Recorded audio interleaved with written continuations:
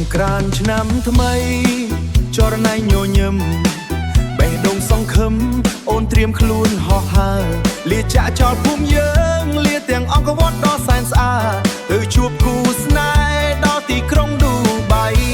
សង្ក្រាន្តនៅខ្មែរចិត្តចរណៃនៅឌូបៃយកប្តីនៅអារ៉ាប់ចាប់ផ្ដើមជីវិតថ្មីរំកន់ត្រទឹមលាគ្នាត្រឹមជាអនុស្សាវរីយ៍អូចរណៃអើយទៅហើយកុំភ្លេចស្រែខ្មែរអូនលែងមានស្គរដៃតែឥឡូវអូនមានភ្លេចអារ៉ាប់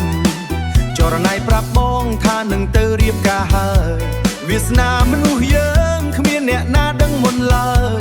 សង្ក្រាន្តឆ្នាំក្រោយចរណៃនៅទីណាទោះទៅទីណាក៏ខ្មែរនៅតែក្នុងចិត្តទំនៀមជាតិយើងមិនអាចបំភ្លេចបានរំមិនបាត់ចុងក្រោយអូនលាបងហើយអូនលាសង្ក្រាន្តខ្មែរហោះឡាយចរណៃសង្ក្រាន្តចរណៃហោះទៅឌូបៃយកប្តីនៅអារ៉ាប់ចាប់ផ្ដើមជីវិតថ្មីរំកន់ត្រទឹមលាគ្នាត្រឹមជាអនុស្សាវរីយ៍អូចរណៃអើយទៅហើយកុំភ្លេចស្រុកខ្មែរលាហើយចរណៃសង្ក្រាន្តនៅភ្នំពេញឌូបៃឆ្ងាយណាស់សង្ក្រាន្តចរណៃហោះទៅឌូបៃយកប្តីនៅអារ៉ាប់ចាប់ផ្ដើមជីវិតថ្មី